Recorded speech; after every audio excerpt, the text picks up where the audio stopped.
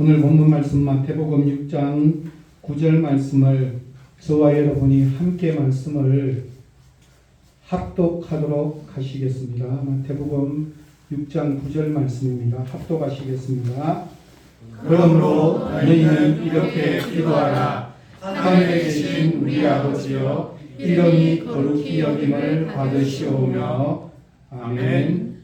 오늘 이 시간 하늘에 계신 우리 아버지 두 번째 시간 우리 우재인 목사님을 통해서 말씀을 듣도록 하겠습니다.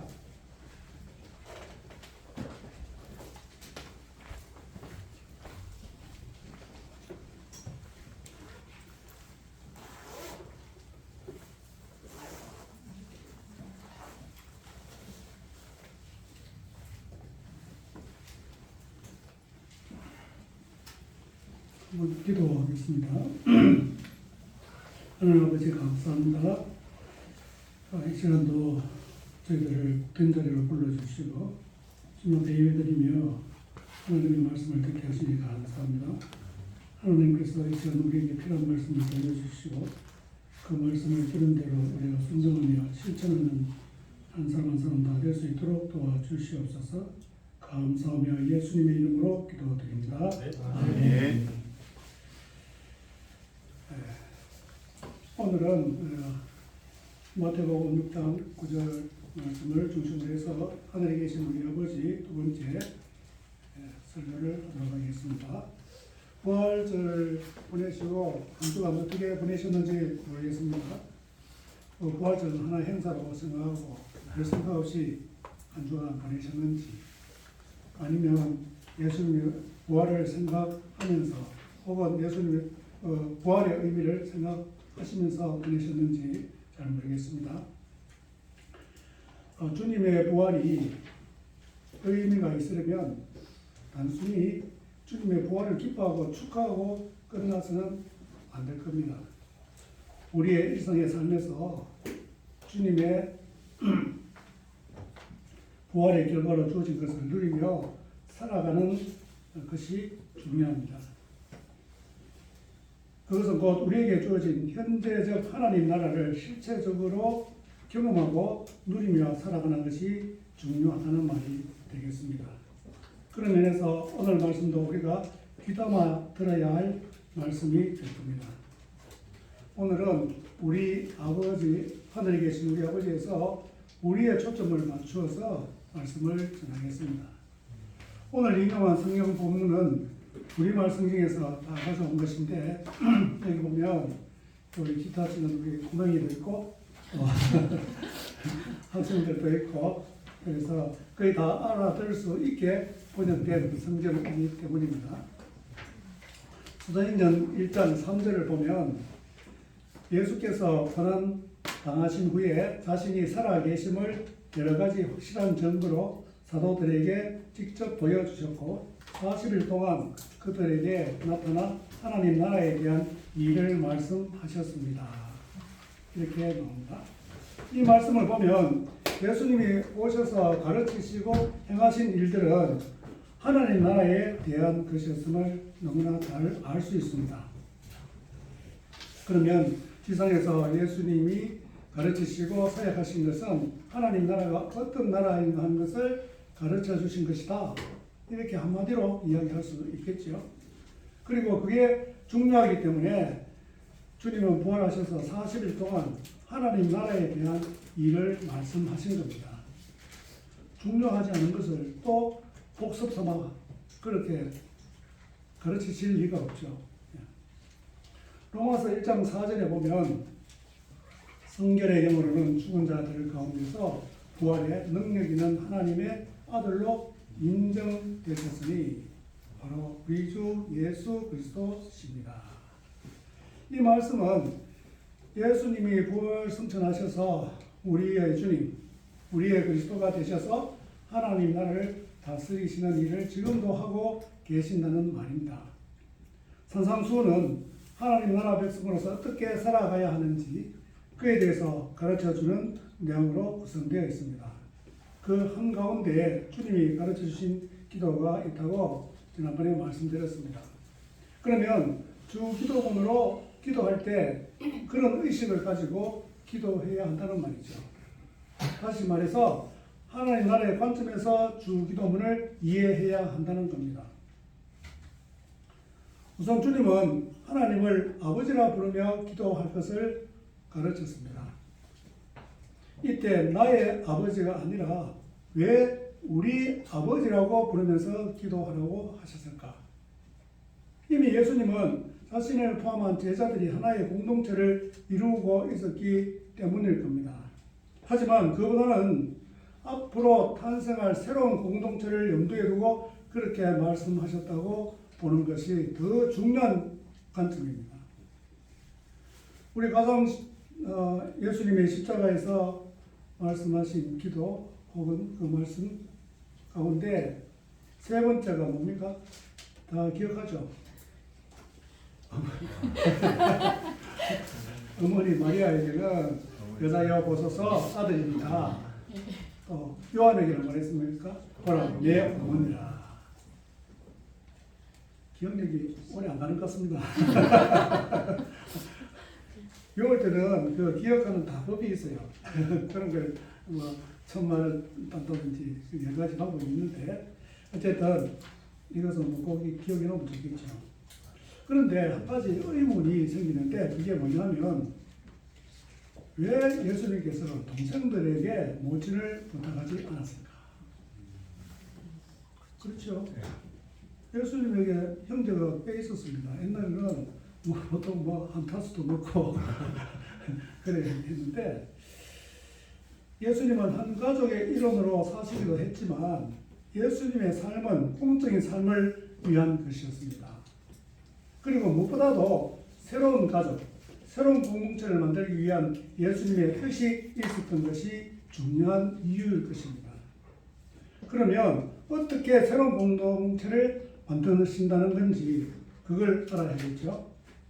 잘 아시는 대로 예수님의 죽으심과 부활로 말미암아 새로운 가족 관계, 새로운 공동체가 이루어지게 되었습니다. 그게 뭡니까? 바로 교회입니다. 마태복음 12장을 보면 예수께서 사람들에게 이전히 말씀을 하고 계실 때 예수의 어머니와 형제들이 예수께 말하려고 밖에 서 있었습니다. 그러니까 어떤 사람이 보십시오. 선생님의 어머니와 형제들이 선생님께 드릴 말씀이 있다며 밖에 서 있습니다. 이러니까 예수님께서 그 마태복음 12장 48절에서 50절 보면 이런 겁니다. 예수께서 그에게 대답하셨습니다. 누가 내 어머니이고 내 형제들이냐? 그리고 손을 내밀어 제자들을 가리키며 말씀하셨습니다. 보라, 내 어머니이고 내 형제들이다. 누구든지 하늘에 계신 내 아버지의 뜻을 행하는 사람이 내 형제요, 자매요, 어머니다. 여기 제자들을 가리켜서 내 어머니다, 내 형제다 이렇게 했습니다. 그게 여자가 있었는지 없었는지 잘 모르지만 있든지 없었든지 상관이 없는 겁니다. 어쨌든 무슨 의미로 이야기하셨는지 이것은 우리가 잘 알 수가 있죠. 예수님께서 분명하게 말씀하셨습니다. 누구든지 하늘에 계신 내 아버지의 뜻을 행하는 사람이 내 형제요, 자매요, 어머니다. 가족이다 말입니다. 그러면 우리는 어떻게 하나님의 자녀가 되어 하나님 나라의 백성이 되고 하나님 나라의 구성원들의 어떤 그런 가족이 되는가? 우리가 잘 아는 말씀입니다. 요한복음 1장 12절 이거 많이 외우고 있죠. 그런데 우리 말씀에는 그러나 그분을 영접한 사람들 곧 그분의 이름을 믿는 사람들에게는 하나님의 자녀가 될 권세를 주셨습니다. 이렇게 되어 있습니다. 우리는 모두 원래 어떤 상태였기 때문에 예수님의 이름을 믿는 자들에게 하나님의 자녀가 되는 권세를 주셨는가? 또 그러면 하나님의 자녀가 아니었기 때문에 지금 그렇게 한다는 말이잖아요. 우리는 태어날 때부터 그리스도인으로 태어나는 것이 아닙니다. 엄마 아빠가 신앙이 탁월하다고 해가지고 그 자녀들이 다 그리스도인으로 태어납니까? 아니죠. 우리가 보통 모태 신앙이 돼가지고 그 자녀들이 참 그거는 뭐 일반적으로 이야기하기 힘들지만 신앙이 좋은 자녀도 있지만은 상당한 수는 오히려 많은 어려움을 겪고 나중에 예수 믿는 그런 경우가 오히려 더 많지 않은가 그런 생각이 듭니다. 우리의 자연적인 상태가 어떠했는지를 바울은 이렇게 말합니다. 에베소서 2장 3절입니다. 그때는 우리도 다 그들 가운데 속해 육체와 마음이 원하는 것들을 행하며 육체의 욕망대로 살았습니다. 그래서 우리도 그들과 마찬가지로 태어날 때부터 진노의 자녀들이었습니다. 여기 진노의 자녀라 했습니다. 왜 진노의 자녀이겠습니까? 결국 하나님의 진노를 받는, 심판받는, 그래서 멸망할 수밖에 없는 그런 존재라는 것을 이렇게 사도 바울은 진노의 자녀로 표현하고 있습니다. 그런 우리를 하나님께서 어떻게 하셨는지 바울은 골로새서 1장 13절 14절에서 이렇게 말합니다. 하나님께서는 우리를 어둠의 권세에서 구해내셔서 그분이 사랑하시는 아들의 나라로 옮기셨습니다. 하나님의 아들 안에서 우리는 구속 곧 죄사함을 받았습니다. 여기 하나님의 아들이 누굽니까? 바로 예수님을 이야기하잖아요. 그죠? 우리는 여기서 다시 한번 예수님의 죽으심과 부활이 얼마나 중요한지를 알아야 합니다. 그런데 문제는 많은 경우에 그 의미를 개인적인 차원에서 이해하는 것으로 끝나버리는 경우가 너무 많습니다. 성경은 의외로 교회에 대한 이야기를 많이 하고 있습니다. 특히 서신서를 보면 그렇죠. 그건 성경의 서신서, 즉 편지들을 모두 교회에 보낸 것이기 때문입니다. 거기서 생기는 문제를 해결하기 위해서 혹은 필요한 가르침이 있어서 보낸 편지들이 다 성경으로 된 것입니다. 거기에 나타난 교회는 어떤 공동체입니까? 한마디로 생명이 있으며 서로 연결된 유기체로서의 공동체라는 겁니다. 그래서 교회를 우리 몸에 비유하고 있죠. 우리 몸은 아주 유기적으로 연결되어 있습니다. 제가 또 의학을 공부했었는데, 그죠? 예. 또 그래서 의사입니다. 그래서 사람에 대해서 조금 아는데, 우리 몸에 보면 뭐 신경계도 있고, 먼저 순환계도 있고, 내분비계 이런 게 있어가지고 몸을 전체적으로 다 이렇게 연결하고 작동하도록 되어 있어요. 이뿐만 아니라 다른 여러 기관들도 서로 유기적으로 연결되어 있는 경우가 많습니다. 이런 개념을 몰라도 우리 몸은 어느 한 곳이 아프면 또 불편하면 그것으로 끝나지 않지요. 여러 부분에 이제 영향을 미칩니다. 여러분 혹 들어보셨는지 모르겠는데 연관통이라는 말이 있습니다. 연관, 관계가 된다는 말이죠. 예를 들어서 담낭염, 담낭 쪽에 좀 탈이 났을 때 담낭은 어디 있는지 알죠? 그런데 다 우리 초등학교 때도 아마 벌써 배우지 싶은데 거기가 아프면요 당장 거기에 뭐 통증이 온다 이런 게 아니고 거기는 통증을 잘 이렇게 모를 수 있습니다. 어디에 통증이 나타나면 오른쪽 어깨 쪽지 쪽에 통증이 나타납니다. 중요한 팁 좋습니다. 그 다음에 우리가 소위 말하는 맹장염 있죠. 정확하게는 중수돌기염입니다. 거기에 그러면 저기 중수돌기가 어디 있는지 알죠? 그것도 뭐 설명 모릅니까? 오른쪽 아래쪽에 그게 이제 서해부 위에 그쪽에가 이제 중수돌기가 있는 부분입니다. 그러면은 이제 맹장염이 걸렸는지 안 걸렸는지 처음에 알 수가 없어요. 처음부터 그쪽이 아프면 뭐 초보 의사나 뭐 경험이 많은 의사는 다 바로 진단할 거예요. 그런데 처음에는 어디가 아프냐면 이상부터 아픕니다. 이상부터 아픈데 이게 또 보통 아픈 게 아니고 많이 아파요. 제가 이 맹장염을 앓기 전에 이제 고등학교 다닐 때 이제 맹장염에 걸렸어요. 그래서 저는 원래 위장이 좀 안 좋고 해가지고 좀 위화탈이 났는가 싶어가지고 또 위장약도 먹고 또 그때 이제 제가 또 침술도 좀 배웠어요. 그래가지고 위장이 아플 때는 어디에 침 놓으면 좋다는 것도 제가 좀 알고 있었기 때문에 그것도 나와봤어요. 아무 변화가 없는 거예요. 그래가지고 이튿 날 어쩔 수 없이 병원에 갔는데 또 이제 뭐 엑스레이 찍어보고 혈액 검사해 보더니 중수돌기염이다. 그래서 바로 수술을 했습니다.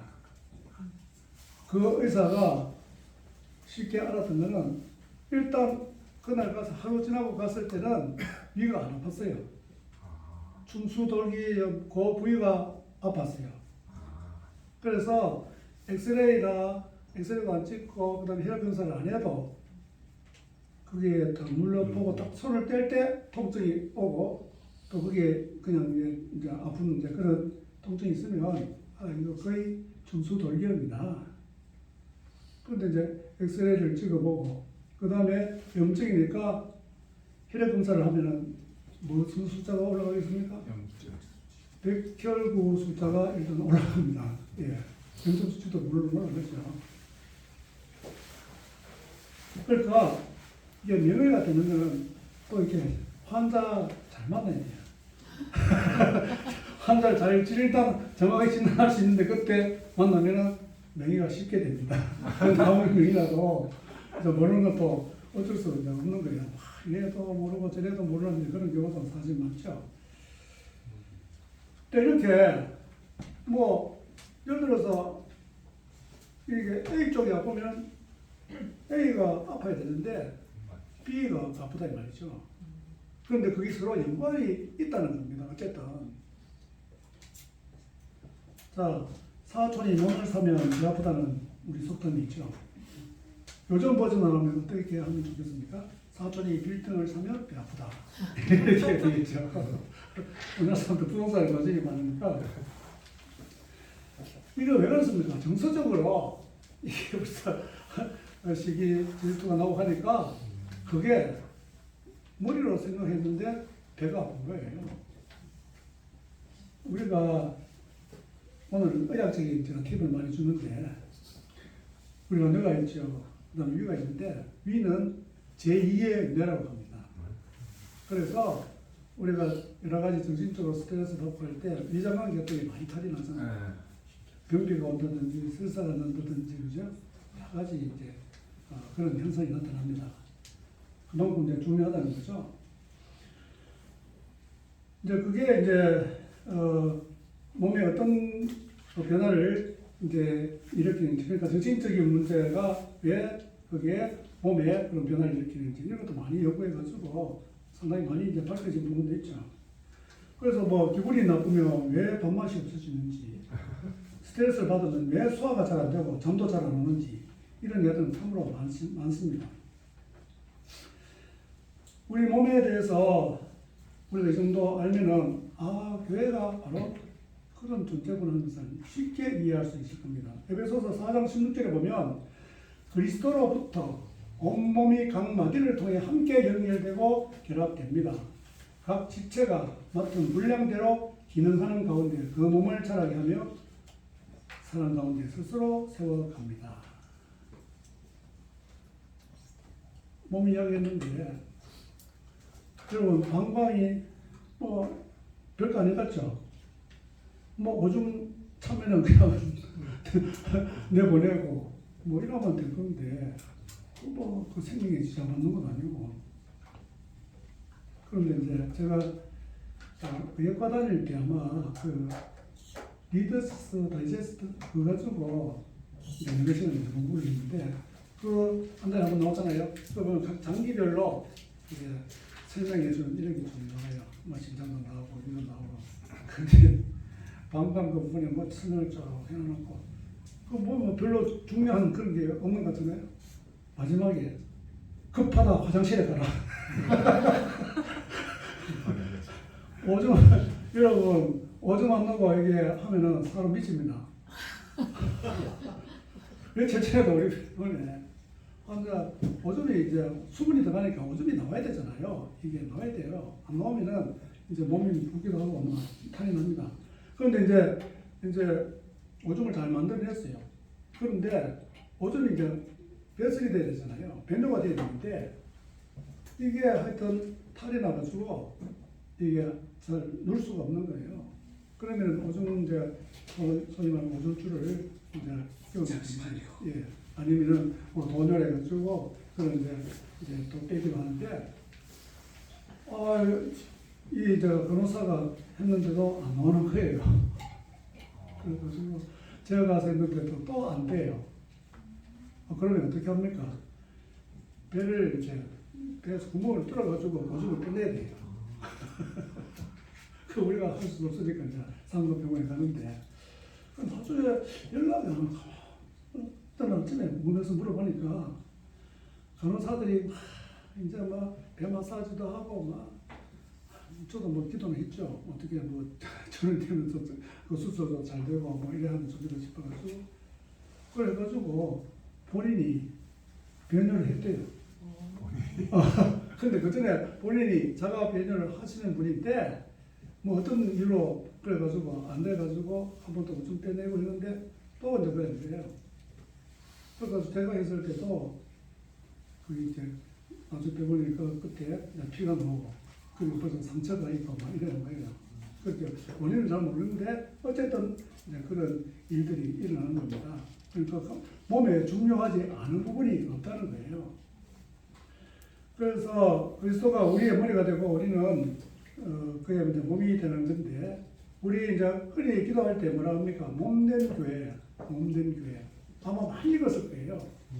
그 주님의 교회 이래도 되는데 몸된 교회. 그거는 그리스도의 몸된 교회라 이 말이죠. 그래서 줄여가지고 이제 늘 몸된 교회라고 하는데 그런 것도 우리가 잘 안 배우면은 이게 잘 모를 수가 있거든요. 그래서 우리 청안교회 성도들은 별거 아니지만 그런 거 하나라도 정확하게 알고 넘어가는 게 좋습니다. 그게 바로 이제 그리스도의 몸인 교회를 두고 하는 말입니다. 그래서 고린도전서 12장 12절에서 14절 또 27절에 보면 여기도 비슷한 이야기를 하고 있는데요. 몸은 하나지만 많은 지체가 있고 또 몸에 지체가 많지만 모든 지체가 한 몸인 것처럼 그리스도께서 이와 같으십니다. 우리는 유대 사람이든지 그리스 사람이든지 종이든지 자유인이든지 모두 한 성령으로 세례를 받아 한 몸이 되었고 모두 한 성령을 마시게 되었습니다. 몸은 한 지체가 아니라 많은 지체로 이루어져 있습니다. 여러분은 그리스도의 몸이요 또한 그 몸의 지체입니다. 그러니까 그리스도가 머리가 되시고 우리는 몸이 돼가지고 머리 되시는 그리스도께서 명령하시면 그 몸이 그대로 다 순종하는 그게 이제 교회라는 거죠. 그런데 몸에 여러 가지 지체가 있잖아요. 눈도 있고 코도 있고 팔다리 있고 그러죠. 그러니까 우리가 신앙을 가지면 예수님을 인격적으로 만나면 어떻게 됩니까? 교회로 연결이 됩니다. 교회로 연결되어서 신앙생활을 해야 되는 거예요. 혼자 내가 예수님 만났다고 무슨 불교에서 도닥듯이 그렇게 해가지고는 신앙이 전혀 잘할 수도 없고 제대로 된 신앙을 가질 수가 없습니다. 그래서 교회는 이 공동체성을 가지고 있고 우리가 신앙의 출발은 개인적으로 하지만 성장은 교회 안에서 성도들과 함께 성장해 가는 거예요. 여러분 가나안 성도 요즘 많이 이야기하잖아요. 네. 왜 가나안 성도라고 이름 부르죠? 안 나가. 응? 교회 안 나가. 예. 거꾸로 보면 안 나가잖아요. 네. 그래서 그래가지고 이거 갖다가 우리나라 이제 어느 얘기같이 해가지고 가나안 성도라고 이렇게 이제 부르거든요. 근데 이게 최근에 이야기된 게 아니고 여기도 오래된 에피소드가 있습니다. 우리 가운데 아마 김용기 장로님 아시는 분 없습니까? 가난한 예. 뭐 나이 드신 분들은 되게 하실 거예요. 가난 농군학교를 이제 만드시고 아주 제가 그 전기를 읽고는 제일 존경하게 된 분입니다. 그래서 제가 신앙생활 처음 할 때 그분이 쓴 이제 책을 읽었는데 하여튼 이분이 대단한 분이에요. 초등학교만 나왔어요. 공부를 못해서 중학교 간 게 아니고 자기 아버지가 볼 때 너는 공부 그만해도 됐다. 그래가지고 공부를 하시겠대요. 그러니까 아주 똑똑했단 말입니다. 그래가지고 그 이야기 들어보면 고구마를 이 겨울에 저장하는 게 참 어렵답니다. 저는 뭐 너무 좀 모르는데 그래가지고 그분이 그것까지 다 개발했어요. 그거 보면 다 나옵니다. 그래가지고 이제 가난 농군학교라 해가지고 우리나라에서는 그때 이제 박정희 정권 때 경제적으로 좀 부흥하고 있었지만 그래도 60년대 아마 그런 일이 시작했을 거예요. 제가 70년대 77년도 예수를 믿었으니까 이미 그 60년대 그 박 대통령이 경제 개발할 때 이제 그분도 한편으로는 농촌 운동을 한 거죠. 그래서 그냥 이름 자체가 가난 농군 학교예요. 그 가난은 것은 한 2, 3년으로 우리가 이제 성경에서 그리고 있잖아요. 그래서 그게 이제 버스가 이제 그 산골에 있으니까 버스가 이제 하루에 문천이 안 가는데 그 당시에 차장이라고 있었습니다. 차장. 좀 더 고상하게 얘기해서 버스 안내야. 그러더니 없어졌어요. 모든 게 가동화되면서. 그때 그게 이제 차장이 그 당시에는 안내는 아니고 차장이 그 이제 항상 영문을 빌려주고 이렇게 하잖아요. 그 사람들이 이제 여러 사람이 이제 그 차를 이제 타고 가니까 뭐 차가 먹기도 하고 그랬겠죠.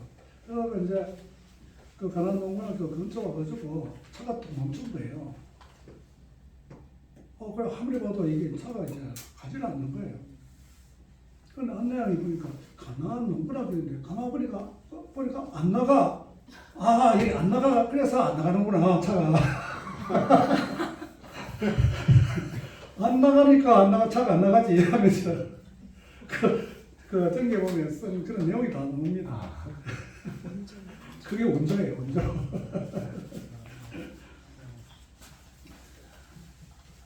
참 무슨 얘기를 하다가 이야기 했습니까? 예, 우리가 가난 성도는 안 된다는 거예요. 그러니까 일시적으로 가난 성도가 될 수 있어요. 우리 이제 뭐 아예 정착됐으니까. 그런데 하루 빨리 이제 교회를 찾아서 이렇게 나가야 되는 거예요. 그래서 저희가 저는 이 너무나 좋은 청원교회를 만나가지고 너무 감사하게 얘기를 드리고 있습니다. 또 기쁜 소식은 제가 이제 다음 주만 이제 주일 빠지고 이제 계속해서 주일 나올 수 있도록 되겠습니다. 제 아내가 기도를 빡세게 합니다. 우리는 지금 예수님의 부활 이후에 세상을 살고 있죠. 그렇다면 유진 피터슨이 쓴 책이 있는데 그 원래 그 제목은 뭐 그냥 우리말로 번역하면 부활을 살립니다. 이런 말이 이제 무슨 말인지 알아야 되는데 그게 이제 무슨 의미인가 하면 하나님 나라를 현재 여기서 경험하며 살고 있다는 그런 의미입니다. 그래서 유진 피터슨의 책을 번역하면서 일상 컴마하고 부활을 살다. 우리 번역에서는 딱 그렇게 앞에 일상이라는 말을 딱 붙였어요. 그가 말하는 형성이란 마음의 태도나 습관을 훈련함으로써 그저 하나의 희망사항, 욕구, 공상 혹은 기분 전환 거리에 지나지 않던 영성이란 말을 하나님의 영광을 위한 실제적 삶으로 바꾸어가는 과정을 의미합니다.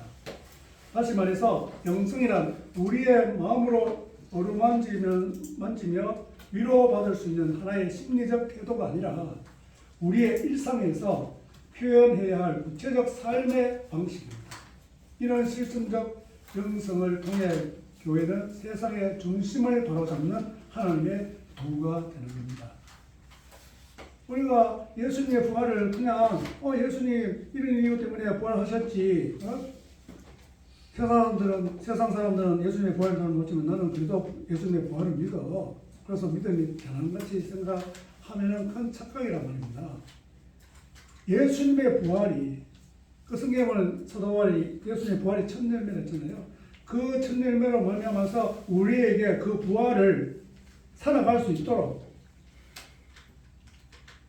그렇게 부활하셨기 때문에 우리가 일상의 삶 속에서 그 부활의 의미를 살아내는 이것이 중요합니다. 그러면 우리가 공동체라면서 우리가 이야기했습니다. 근데 여기서 한 가지 넘어가야 할 점이 생각하고 넘어가야 될 게 있는데 공동체하고 유사한 어떤 단어가 뭘까? 집단? 예, 집단 이렇게 생각해 볼 수 있는데 그런데 이게 많이 다른 거예요. 공동체의 사전적 의미는 생활이나 행동 또는 목적 따위를 같이 하는 집단입니다.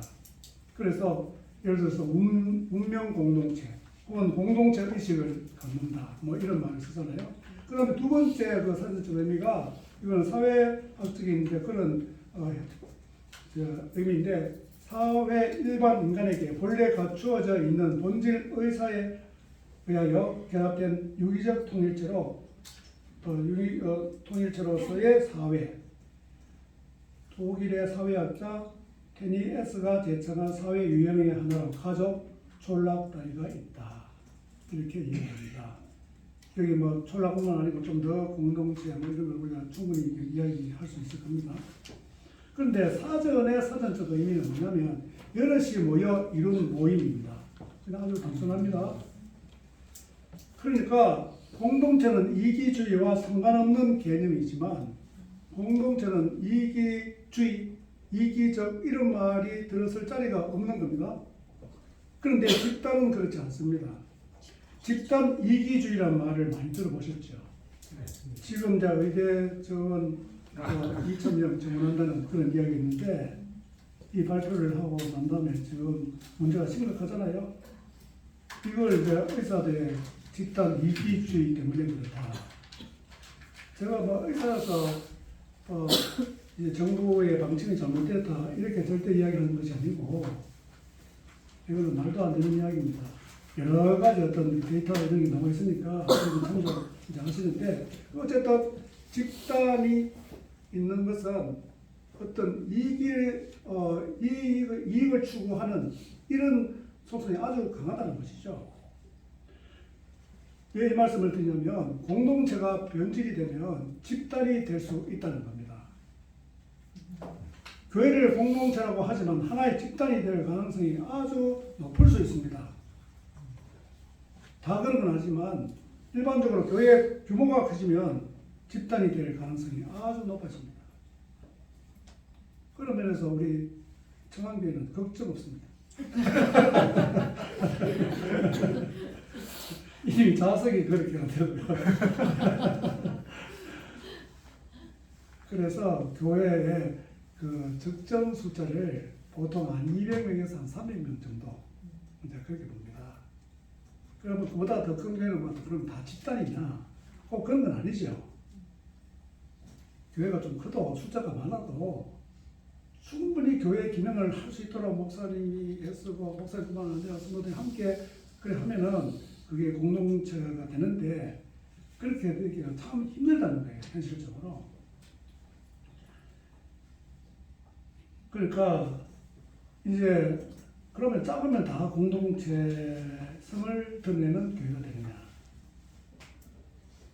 그렇지 않습니다. 작은 교회가 다 좋은 교회가 아니에요. 작은 교회 운동하는 그 목사님들 보면 그거 가지고 아주 뭐 대단한 자부심을 가지고 하시는 그런 분들도 있는데 결코 그런 건 아닙니다. 작은 교회를 하더라도 서로 잘 모르고 저 집에 뭐 어떤 일이 일어났는지 이런 거 잘 모르고 이러면은 그거는 참된 교회가 아니라는 거예요. 우리 청안교회가 진짜 아름다운 그 공동체로서의 교회가 될 가능성이 보이는 게 당장 우리 뭐 3월 첫 주에 첫 주입니까? 평지 못에 가지고 잘 기도하고 차도 마시고 그러면서 서로 많이 알고 또 그다음에 지난 우리 부활절들 드리겠습니다. 가족들 나와서 찬양도 하고 소개도 하고 기도 제목도 나누고. 그러니까 서로 아는 거. 우리가 이제 교회는 가족이라 생각하면 돼요. 큰 가족이다, 대가족이다 생각하면 됩니다. 그런데 가족 가운데 누가 아픈데 뭘 모른다? 그거는 가족이 아니죠, 남이지. 그렇잖아요. 그런데 이 집단이 때는 그걸 가만보면 우리 이제 그 직분이 있죠. 목사, 장로, 권사, 그 다음에 집사, 그죠? 장로, 목사, 장로, 권사, 집사, 보통 뭐 이렇게 이제 이야기하잖아요. 성경에는 권사는 안 나오지만 그건 우리 문화에 따라서 뭐 그렇게 이제 그런 직분을 만들었는데 직분을 이게 무슨 그 계급같이 생각하는 거예요. 사실은